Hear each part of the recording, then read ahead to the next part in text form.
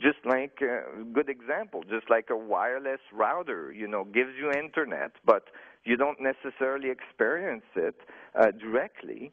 This vacuum energy is present everywhere, and it's a little bit of a reversal from the common thinking that the material world defines the space. Then I start to think maybe the space defines the material world. And when I start to think that way, I start to see that relationship between all things, and the math started to support it.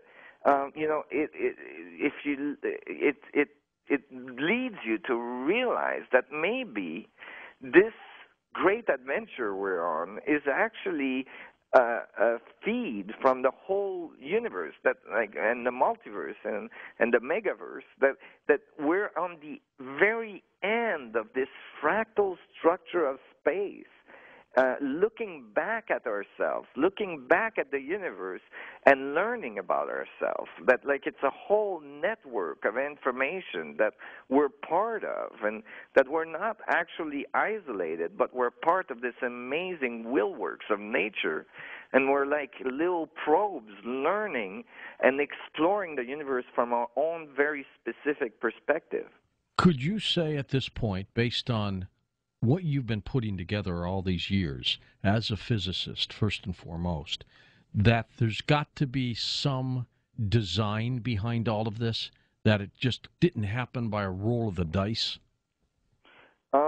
Yeah, I think absolutely. I don't believe in the roll of the dice, and certainly Einstein made very famous statements about this as well.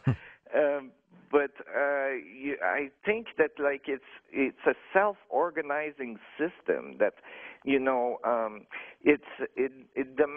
shows that the universe is actually learning about itself, and as it learns about itself, the information that it gathers coalesce and synergize to produce the next set of questions, which are now answered again, and then so on and so on, like in a feedback of information network. So the system self-organizes. You're really asking a question about God, and in this view, God is everything. Everything, interacting with everything is learning about itself and self-organizing, making very, very complex system in very short amount of times, which is a big problem in science. We can't really explain how the complexity of our biosphere occurred, and so well organized. I mean, it's an amazing thing. Even one human being is quite remarkable. If you take all the DNA in one human being and you wrap it around the world, you can wrap it 5 million times. That's all the information compactified inside yourself to make you actually work, and a very coordinated way for a long period of time. And so this level of organization, I believe, is the result of self-organizing feedback structure that's present in the space-time structure right around you right now in the vacuum. And it's probably, if there are multiverses, and you think there are too, that it could be the same throughout? Yes, it could be the same throughout in various scales, and actually my scaling laws, the papers I published showing scaling laws, seem to show that there's very specific, very complementary and similar dynamics that are occurring from universal size all the way down to subatomic particles, and that there's a fundamental physics that unifies all this, and that's been my great adventure. Still to come, more with Nassim Haramein on Coast to Coast AM. We'll be right back. Nassim, if you had a group of kids in school and adults, they were all thrown into the same mix, how would you explain the Big Bang to them? Well, it's been interesting to teach kids because I love to do it. I teach my theories to kids all the time. And I really enjoy it because they have such an open mind and a great imagination, and they can visualize so well. But I think in general, I would tell them that the Big Bang is most likely one of the bang that produce creation. That creation is constantly banging. That it's constantly being created in a continuous flow. I'd probably explained the standard model before that, which is not the same. The standard model assumed only one bang. But certainly, I try to convey to them that creation is occurring constantly, that there's a constant reorganization of the system that we live in, that it's constantly, undoing itself and redoing itself and undoing itself and redoing itself. And actually, I was discussing this with my 4-year-old the other day, and after a few minutes of contemplation, he turned around and said, Papa, I think I can see it flickering in and out. He might be right. He might, and I think that I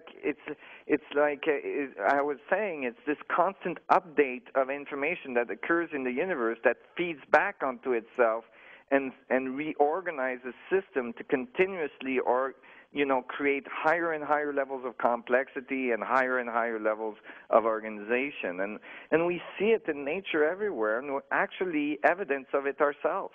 What if there was a massive-sized object, Nassim, in the universe, and that is what blew up, and that is what all the planets might be, and all the stars, remnants of this huge object? Maybe this only object that was in our universe that simply blew up. Right.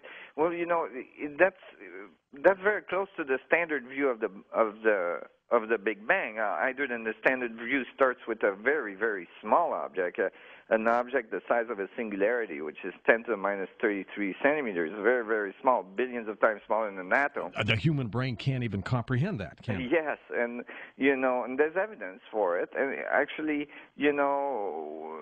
what I'm saying in my series that every atom is one of those. It's one of those little teeny singularities. But if you started with a large object, you'd have to ask yourself, where did the matter come from to produce that object in the first place? True. And so what I'm saying is that. But even a small particle, I'd ask the same question. Exactly. Where did it come from? How come it blew up? Where did the energy come from to produce all the matter that came out of it? And all these questions are typically avoided by our current standard theories. We have very little understanding of what mass is. We have very little understanding of what magnetic fields are, electric fields, and so on. Most people think that most of these questions have been answered by advanced physics, but actually they remain great mysteries.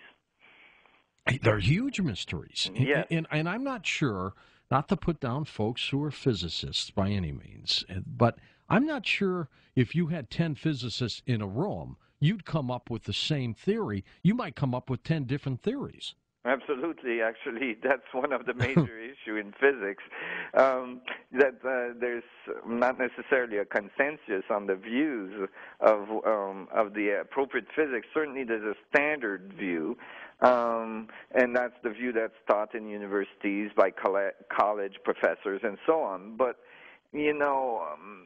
there is as well, you see, the new physics that are being written is the physics that are being written by physicists that are not necessarily completely sold to the standard view, and they are, they're the kind that are thinking about new ideas, new ways of looking at things, and come up with various ways of describing something. And it's a little bit like, the story of the elephant with the blind man, like 4 blind men looking at an elephant, and one's got the tail, and one's got the leg, and one's got the trunk, and they start to disagree on what the elephant looks like because they're experiencing different parts of it. And I think the crux here is to actually find a unified theory, a theory that unifies all these different views. And